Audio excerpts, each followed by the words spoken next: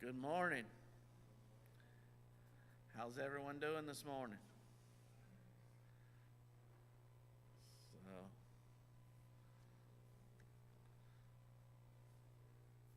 it's good to see everyone this morning. Looks like our crowd's a little bit down right now, but I think they were running a little late coming from the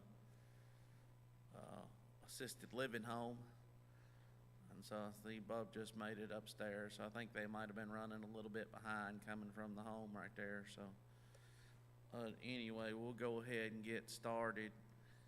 And so if you have your Bible, turn to Exodus chapter number 12. Exodus chapter number 12 is where we'll start. We're going somewhere else. This is going to be a little bit different this morning, Miss Jimmy, but my wife and kids, and if Brother Jay was in here and Levi was in here, they're not here yet, but if they were in here, this is something that I've done many times back at the old church. And can you hear me, Brother Croft? Okay, good. All right, excellent. So this is something I did many times back at the old church, and I didn't do it last week because I was trying to finish out our study on Bathsheba last week, but it's something I did many times at the old church, and it's something that I started whenever I started with the company I work for. We do performance evaluations. I don't know if y'all still have to do that, Brother Tyrone. If y'all do performance evaluations. For any of y'all that still work or used to work somewhere, if you did performance evaluations. But we had to do a self-performance evaluation. And so they had a piece of paper. I used to have the paper, and I didn't bring it this morning, but I used to have the paper, and I used to have everyone fill it out, Miss Jimmy. And we would fill out this self-performance evaluation, and then after we filled it out, we would put it in an envelope, and we'd seal it for a year. And just like at my work, at the end of a year, we'd pull them back out, and I'd hand them out to everyone and let them look at what they wrote down last year, and then what how did you accomplish your goals. And so anyway, so I did that. Like I said, we did that many times, and I generally did it right around the beginning of the year, just because that's when people are generally setting goals. And if you're a New Year's resolution person, that's fine. If you're not, that's fine. I'm not a big New Year's resolution person, but I also don't mind setting goals. I just don't think you have to do it right at the New Year. You can just set a goal whenever you decide you want to set a goal, and just set the goal and work towards achieving that goal. And so anyway, in Exodus chapter number 12, and in verse number 1, it says, "And the Lord spake unto Moses and Aaron in the land of Egypt, saying, This month shall be unto you the beginning of months. It shall be the first month of the year to you. Speak ye unto all the congregation of Israel, saying, In the 10th day of this month, they shall take to them every man a lamb according to the house of their fathers, a lamb for an house. And if the household be too little for the lamb, let him and his neighbor next unto his house take it according to the number of the souls. Every man according to his eating shall make your count for the lamb. Your lamb shall be without blemish, a male of the first year. Ye shall take it out from the sheep or from the goats, and ye shall keep it up until the 14th day of the same month, and the whole assembly of the congregation of Israel shall kill it in the evening, and they shall take of the blood and strike it on the two side posts and on the upper doorpost of the houses wherein they shall eat. And they shall eat the flesh in the night, roast with fire and unleavened bread, and with bitter herbs they shall eat it. Eat it not raw, nor sodden at all with water, but roast with fire, his head with his legs, and with the purtenance thereof. And ye shall let nothing of it remain until the morning, and that which remaineth of it until the morning ye shall burn with fire. And thus shall ye eat it with your loins girded, your shoes on your feet, and your staff in your hand, and ye shall eat it in haste. It is the Lord's Passover, for I will pass through the land of Egypt this night, and will smite all the firstborn in the land of Egypt, both man and beast, and against all the gods of Egypt I will execute judgment.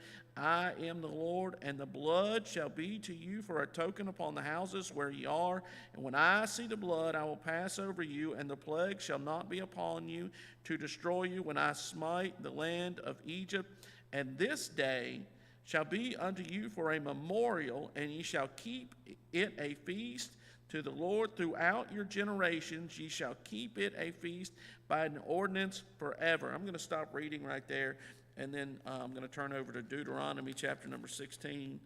And Deuteronomy chapter 16, just read one verse. And again, this is something that we know, we've studied before, but in Deuteronomy chapter number 16, they were in Egypt when I read the Exodus chapter 12, but now here they are. They're trying to make their way from Egypt to the promised land. In chapter 16, he says, observe the month of Abib and keep the Passover unto the Lord thy God, for in the month of Abib the Lord thy God brought thee forth out of the land of Egypt by night. Thou shalt therefore sacrifice the Passover unto the Lord thy God of the flock and the herd in the place which the Lord shall choose to place his name there. I'm gonna stop reading right there. But so God told Moses, hey, this is now the beginning of months for you. This is now the beginning of months for you, but I want you, after this happens, after the Passover takes place, I want you every year to observe. I want you every year to reflect on and look back on the Passover and think about what God did for you. And so that's kind of my thought this morning. Then we're going to turn over to Philippians chapter number 3. Philippians chapter number 3, and we'll read right there. But that is my thought this morning. And again, like I said, I didn't print it out. We got Jake in here now, and I got Jake working for us at the company I work for. So Jake is actually going to experience some of the stuff that I talk about. And if Levi was in here, he's normally driving the bus or something, but if Levi was in here yet, Levi has probably gone through one or two of these. But for those of you that came in just a little bit late, Jake, we have to do self-performance evaluations at work. And so we'll go through it here in a minute. But one year I was doing my self-performance evaluation. I thought, I probably shouldn't just do this for work. I probably shouldn't just do this for work. I probably should do this for just where I'm at spiritually. Just where I'm at spiritually, and just do a self-performance evaluation. Just take a few minutes and just write down, and you write down, and like I said, we'll get into it in a second, but you just write some things down. And sometimes it's best to write things down. My wife was going through stuff, and my father-in-law wrote everything down, Miss Jimmy. He wrote everything down. My wife was looking, before he passed away, you know how my father-in-law used to tell stories. And so before he passed away, she had him tell some of those stories that, Brother Croft, I remember I think you asked him the last Sunday school lesson he did here was he sat in his wheelchair right there and did the 40 wrestler story.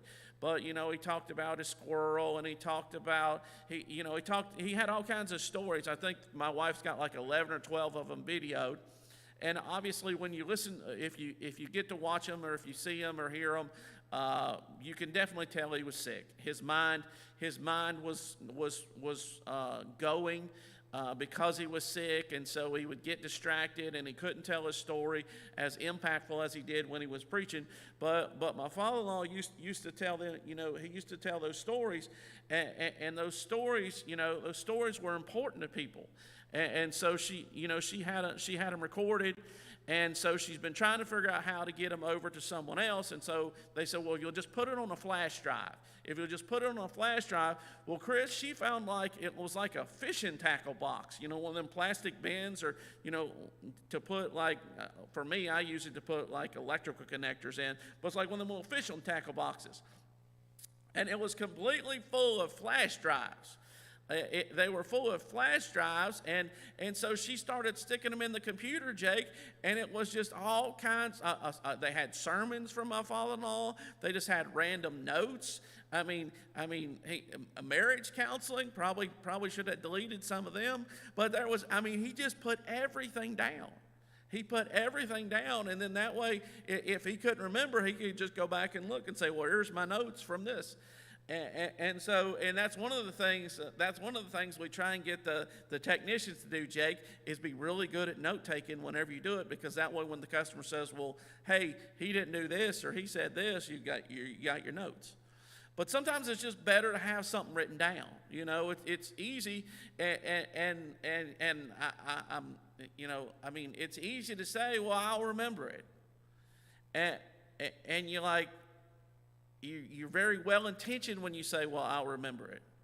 But I was trying to figure out. I'm like, I've been writing my Faith Promise missions out, Miss Jimmy. And I'm like, I really can't remember. Am I doing this right? I cannot remember what I wrote down. I'm like, I think I may actually be writing out more than what I wrote down. But I'm like, I don't think I wrote this down, but I've been writing it out, and so I'm just like, oh well, I just got to March, and so I might as well just keep doing what I'm doing. But I'm not even 100% sure, because I wrote it down on the little paper, but I didn't write it down anywhere. And then I was like, well, I'll just go back and look and see, like, if my number changed. But then a lot of times I have cash. A lot of times I'd have cash, and so my check was never the same. For my tithe and my missions check, it was never the same. And I'm like, you know what? We're just going to have to do it, because I don't have it. I never wrote it down, and that was never a problem before. But I guess I'm getting older, because I'm like, I just cannot remember what I wrote down. And so, but anyway, but writing things down is important. And so for us, we would have back when I started, we had one computer for our whole branch, for the technicians. They had computers in the office, but we had one computer for technician computer. Now every technician, every salesman, everyone has a computer. But back when I first started, they would hand you a piece of paper, and you'd have to write it out, and you'd fax it up to corporate. And again, like I said, I'm dating myself, but you would write it down and you would fax it in. And so you would have to write your goals down. You would write your goals down for the year. And so we're gonna look at that. But in Philippians chapter number 3, verse number 7 says, "But what things were gained to me, those I counted lost for Christ.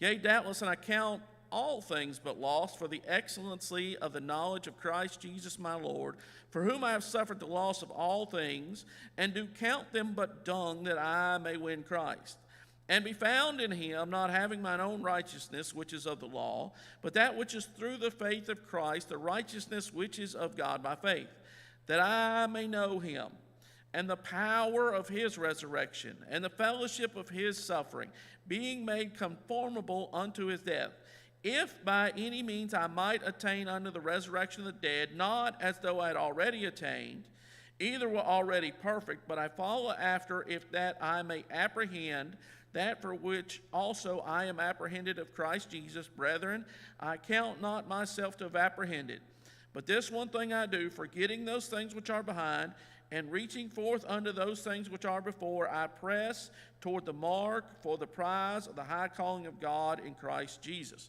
So again, like I said, we're looking at this and it's goals. And when I read this passage right here in Philippians, I always think that Paul always had a goal, Chris. He always had a goal, and he never stopped setting goals.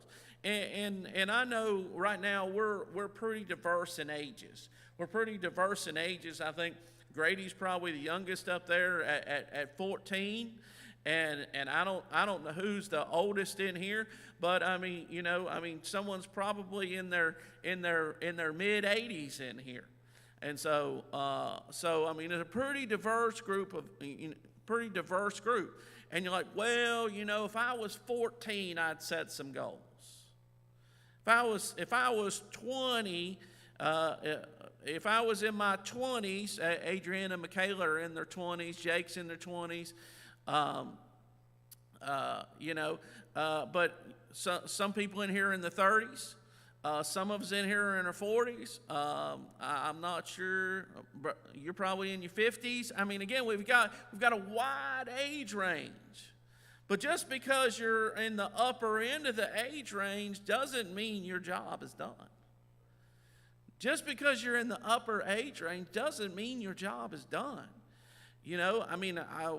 Whenever I did mine, Brother Croft, I thought about it, and for years I'd take it very serious. Why? Because I was young and I was eager and I wanted to prove myself and I wanted to establish myself and I wanted to better myself. And so I would set very aggressive goals. But then after a while, it's like, well, I've run out of schools to go to, and now I'm the senior service technician, and so I kind of reached a place where there wasn't a lot more for me to reach. But then I got to thinking about it. I'm like, there's always something to learn. There's always something to learn. Whether I'm cross-training into doing something else, or whether I'm, and again, I'm talking about physical work here. But there's always something to learn. There's always something more that can be done. There's always for us, there's technology that's changing. It's constantly changing. And we had a guy that when I first started, he had been local, but he was a national guy. And he was very well thought of in the company. And he was a national guy, and he did a lot of good things. But then he came back to Atlanta and decided he didn't want to learn anymore. And because he decided, well, I don't want to learn anymore, technology just passed him by. And so he still wanted to talk about stuff that we had from the 90s, the early 90s, and technology had passed him by, and they're like, hey, we want you to go work on this. I send Paul, don't send me. I don't know anything about them things. Well, it wasn't long, Brother Parks, that technology passed him by, and then he had some health issues, and he really just got to where he wasn't productive. And they kind of carried him along for a little bit, but Brother Croft, he didn't have any goals. His only goal was, I want to work as long as I can just so I have insurance. Well, what are you doing to be productive for the company? Well, I was productive back then. Well, that's well and good, but the company just can't keep paying you because you were productive 10 years ago. You need to have some new goals, and he didn't want to set any new goals. He wanted to live in the past. And there are a lot of Christians that come and sit in a church, and they're like, and Brother Sammy used to call them backlogs. That, well, I'm a backlog now, and I'm just kind of done. I'm just kind of done. And we should never be done. We should never be done, Miss Jimmy. There's always someone that you can help. And again, your goal doesn't have to be a goal like maybe some of the younger people, but you should have a goal. Here's Paul, and we know that he's drawing up close to the end of his life here, but he said, I don't think I've apprehended. I don't think I have apprehended. I don't think I can just sit back and say, you know what, I'm good. I've done more than anyone else in the New Testament church age, and because I've done more than any of my peers, you know what, I'm just good. I'm just going to stop. That's not what he did. He said, brethren, I count not myself to have apprehended. He said, I don't think I've done anything. I'm not going to dwell on what I have done. There's more for me to do. And so whether you're 14 in here or whether you're 88 in here, guess what? God, you're still alive. There's more for you to do. That's why I like sometimes I drive by the camp. Here's Brother Hollis driving in the camp to do some kind of work at the camp. Most people, Brother Hollis's young age, are not still going to be working, manual labor. But here's Brother Hollis's van come driving into the camp and doing some work at the camp. That's impressive to me in a physical standpoint that Brother Hollis still gets out and works. But in a spiritual standpoint, we should be the same way. No matter how old we are, we should set some goals and try to achieve those goals. And so because obviously, like I said, it's January, and so most people set goals, that's what we're talking about today. But the very first thing that on my sheet of paper that we had to do was, what are some things that went well this year? And so what we'd have to do, Jake, we'd have to come up with some instances where we were faced with some challenges and we overcame those challenges, and you grew by overcoming those challenges. And so we would just write down some things that went well. And so I'd have to sit there and I'd have to think, well, I got this call at work and I went out there and this was the problem and I was able to troubleshoot and figure it out. When I first started, I was really excited because when I first started, I didn't know anything about electrical, and I didn't know anything about air compressors, and I was trying my best to learn, and I made a lot of mistakes. But it was nice to be able to write some things down that went well. And so, like I said, I didn't bring you all the papers, but I want you to as I'm going through these things, I want us to be making the spiritual application of, in 2022, what are some things that went well for you last year in 2022 spiritually? Are there some places in your life where you grew? Are there some things in your life where maybe you did set a goal? Maybe you did set a goal, some people's goals are simple, like, hey, I want to read my Bible every day. And you're like, well, I can't believe someone would have to set a goal for that. Yes, some people have to set a goal for that. You would be amazed at the people that don't read their Bible every day. And I don't necessarily judge people because they leave their Bible on their pew, because I understand, you got your Bible on your phone nowadays. You got, you got 10 Bibles at the house. I don't get upset because someone leaves their Bible on their pew. It doesn't bother me. But some people leave their Bible on their pew, and that's the only time they pick their Bible up, is in church. That's the only time they pick it up. But some people have more lofty goals. They're like, hey, I want to read through the Bible in a year. I want to read through the Bible in a year. Or, hey, I want to read so many chapters a day. Or I want to read in the morning and I want to read in the evening. Whatever it is, did you read your, let me change it. Did you read your Bible every day last year? If I had a show of hands in here, there's a good possibility in this crowd right here, if I had a show of hands in this crowd right here, that someone would not be able to raise their hand and say, yeah, I missed a day. And again, like I said, but it's a goal that you can set to say, hey, look, I am not going to go a day without reading my Bible. Just not. Not going to do it. Why? Because it's important. It's important. But I want you to just think about some things. And again, all of us are different. Again, like I said, we're all different ages. Brother Jay, I know you remember this. I told him back in the day, I used to would hand out the paper. I'd hand out the paper to everyone, and then we'd hand out the paper. And Chris, I don't know if we ever did it whenever you were there or not, but we'd hand out the paper, and then we'd put it in an envelope, and we'd bring it out a year later. A year later, we'd pull them out and say, all right, here was your goals from last year. This is what you wrote down. How did you do? How did you do? Because that's what we did at work, Chris. We'd write them all down, and then a year later, they'd pull them out and hand them and say, all right, here you go. And so think about 2022. Some of us may, 2022 was a terrible year. If it was a terrible year, it was just a terrible year. But think about 2022.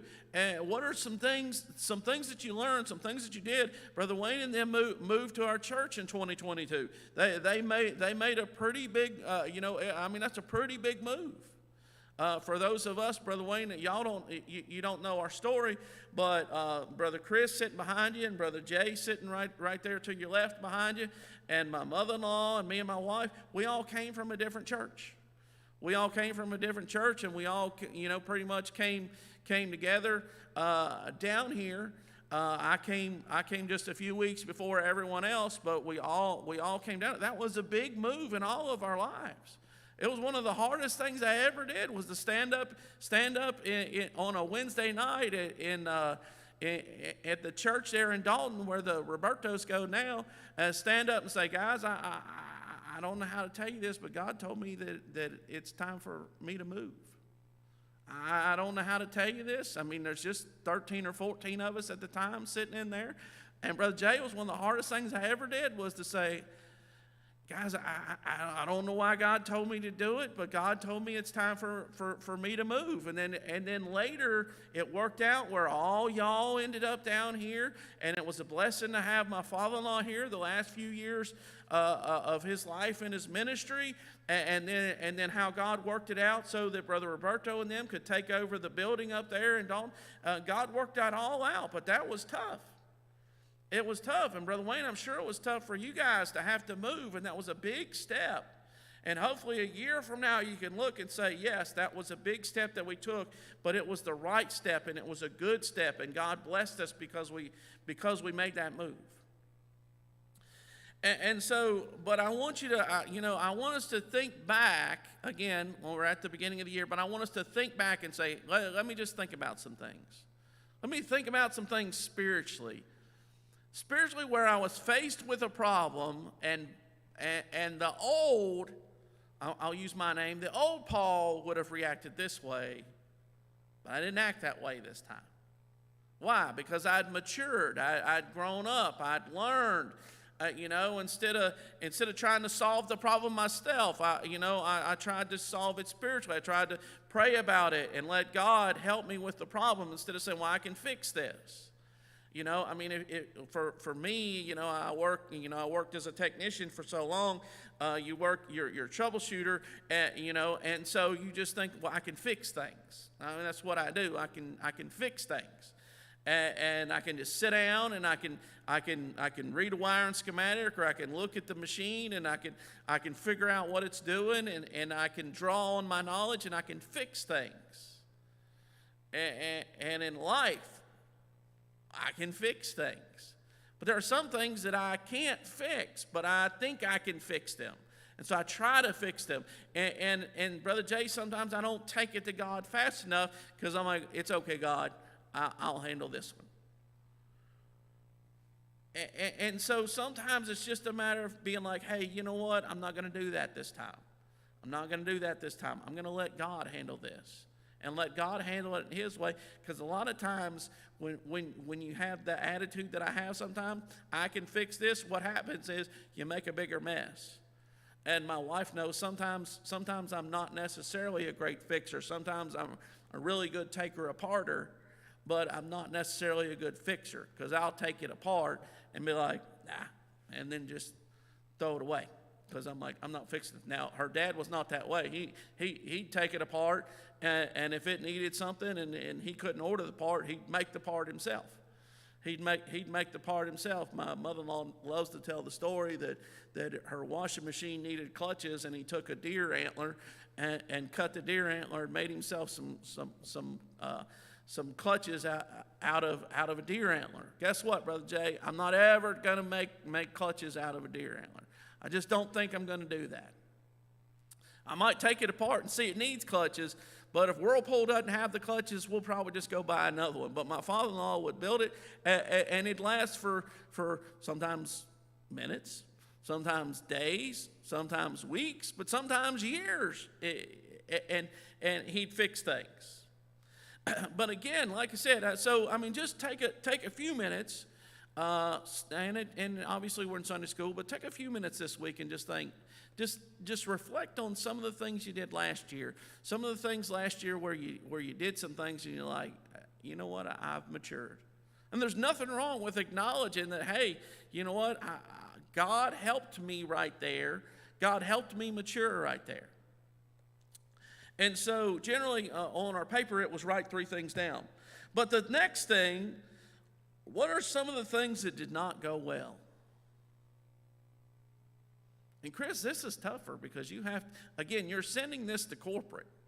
You're sending this to corporate, and the people that are going to say, okay, okay, instead of a 2% cost of living increase, you're going to get a 6% raise because you did a really good job this year.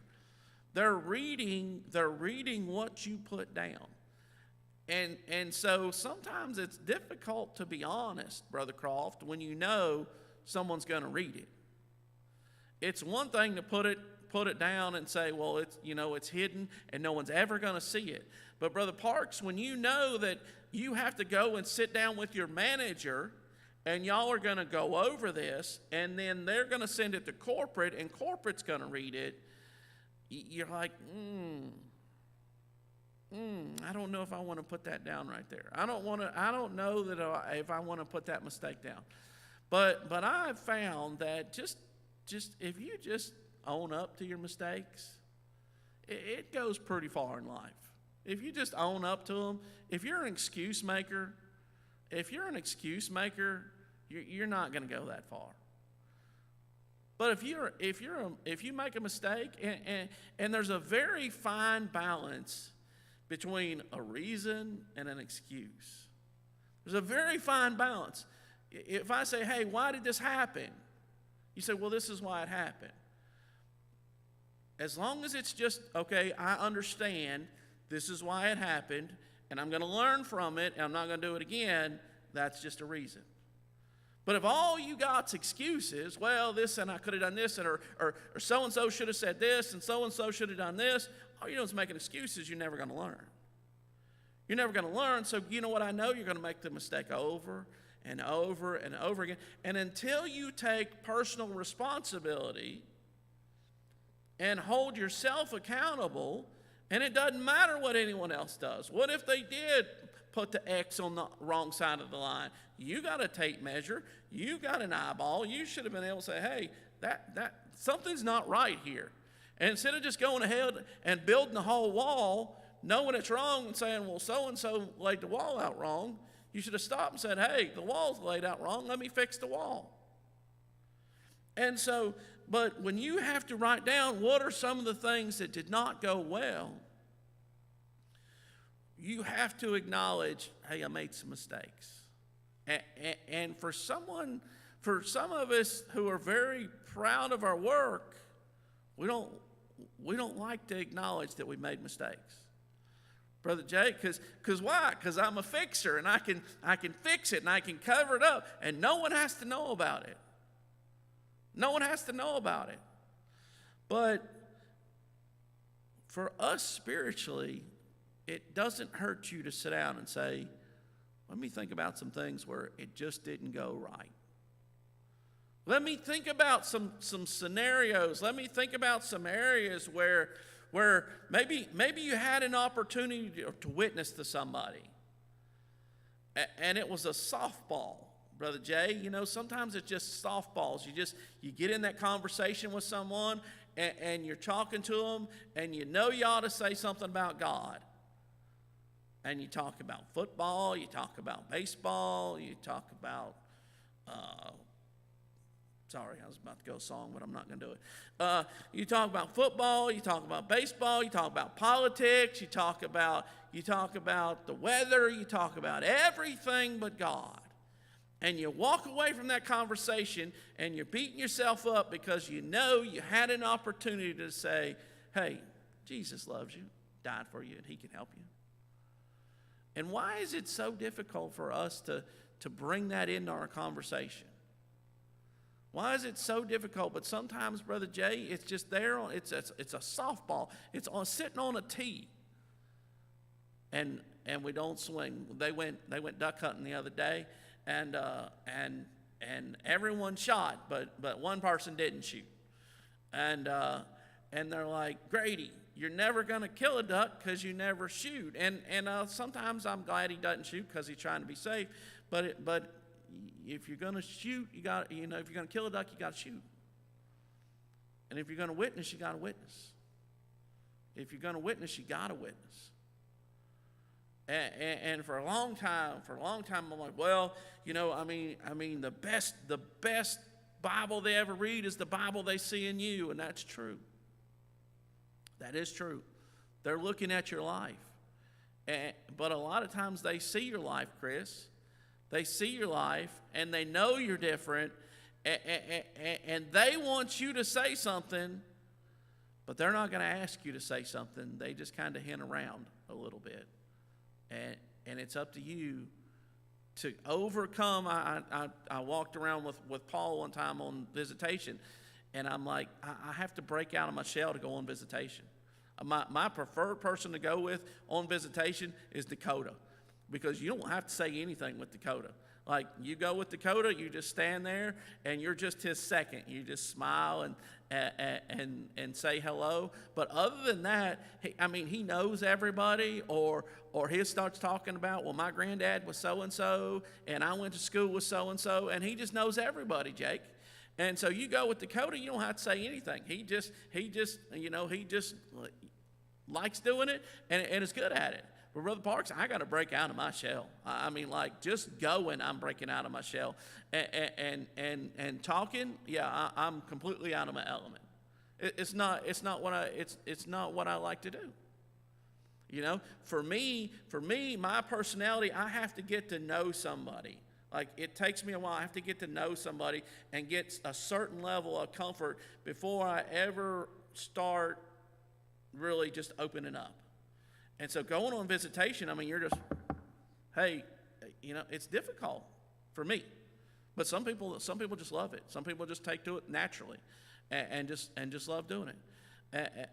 But even sometimes on visitation, Brother Croft, the last time we went on visitation, I got this guy come out, and I got a little flustered, and I said something, and I'm like, well, that was stupid. And the whole time you're trying to have this conversation, and the whole time in my mind, I'm like, well, that was really stupid. I'm sure this guy's really impressed and really wants to come to our church, because I just said something really stupid right there. And so the whole time, me and Dakota are walking down, I'm like, the one time I don't let Dakota talk, I say something stupid. Now the whole time we're walking around, I'm like, well, that was stupid. I'm glad I don't talk. And so that's something that didn't go well. But Chris, I can work on it. I can work. It doesn't mean, well, I'm never going on visitation again. But there are some people that are like, hey, what did not go well? They're like, well, that's it, then I'm just done. You cannot fear failure. You cannot fear failure. Jake, again, going back to work here, Jake, it's just part of the deal. You're going to make some mistakes. Troubleshooting, you're going to misdiagnose. You're going to misdiagnose. You're going to say it's a solenoid, and it turns out it's a diaphragm. You're going to say it's a solenoid. You're going to order a solenoid, or actually we have them on the truck. You're going to go to the truck. You're going to put it on. You're going to hit the start button. You're going to be so proud. And you can be standing there, and sometimes the customer's standing there, and you're like, yeah, watch this, and you push the button, and it still didn't go to load. And you're like, and the guy's like, hey, my whole plant's down. I thought you said it was going to be a solenoid. Yeah, I thought it was too. Well, I'm not paying for that. No, I'm going to put your old one back on. Well, and then you have to keep troubleshooting. And sometimes you're like, oh, I did so good. And you're like, oh, man, I messed up. It's part of the deal. It's part of the deal. And as Christians, God knows that we're not perfect, and we're going to make mistakes. And here, Paul said, hey, he said, forgetting those things which are behind. And I'm going to press toward the mark. I'm going to keep going. I'm going to keep pressing on. I'm going to set goals, and I'm going to set those goals, and I'm going to keep trying to press toward them. And then I'm going to make mistakes, and I'm going to learn from those mistakes, but I'm going to keep going. And so again, like I said, in 2022, what are some things that didn't go well? Did you lose your temper? Those of us that have children, did you lose your temper? Did you get angry? Did you get upset? Did you get upset in the drive-through line and because someone's on their phone and there's like 4 car lengths ahead of them because they haven't moved forward, and you're still waiting to place your order because you only got 30 minutes for lunch, and you're going to be late getting back from work, and all the guys are going to give you grief whenever you get back from work like it was your fault, and it really wasn't because it was the person playing on your phone. And you lay on your horn and tell them that Jesus loves them and that they should move forward in the line. I mean, think about it. I mean, I try to make it, I try and make it light, but I mean, you understand. I mean, sometimes you just do something you wish you hadn't done. And when you do something you wish you hadn't done, do you make it right? That's the hardest part for me, brother. That's the hardest part for me, Brother Croft. I can do something. I'm pretty good at doing something I wish I hadn't done. I'm pretty good at wishing I hadn't done it. But when it comes to having to make it right, man, it's hard. Man, guys, I'm sorry. I don't know why it's so hard to say that. It's pretty easy right here. But whenever you made a mistake and you have to go tell your wife, and she's not used to hearing it, so she might, like, if she passes out in a second, we got a defibrillator. But if I tell my wife, look, I'm sorry, I was wrong. I wasn't right there. It's pretty difficult. But sometimes you just have to sit down and look and say, hey, right there was the time. And that's my next part. What could you have done differently? That was part B. What could you have done differently? How could you have reacted? Again, like I said, it's either a reason or an excuse. A reason you're like, hey, I could have done this differently. This is how I made the mistake. I know exactly what I did wrong, and it's not going to happen again. But if you're just making excuses, you go and keep doing it. And so next year, and again, sometimes it looks bad if the same thing you wrote the year before is the same thing you're writing down this year. Why? Because you didn't learn. And that's what they want you to do. They want you to learn. And so I got to hurry because I'm out of time. But they wanted you to put, what are some goals? What are some goals for the next year? And for me as a technician, I'd be like, hey, I want to go to this school. Why? Because I wanted to learn something new. I want to go to this school and I want to go to that school. Well, eventually, you went to all the schools. But there still had to be goals. So, Brother Parks, it's still goals. Hey, what's your goal? I want to do this. I want to try this. I want to learn this. I want to do something. So whether you're 14 in here or 84 in here, what's your goal? What's your goal for 2023? When we were driving back home from South Carolina last night. We were on this long, not that long road, straight stretch, but this person was passing, and they were passing on a solid white line. They were not passing on a dash line, but they were passing, and my wife was behind me, and she called me after the guy moved over because I had to slow down and kind of move over to let him get in. And my wife called me, and she said, well, I'm glad you and Grady are still alive. So that's generally rule number one for me in driving is don't get dead.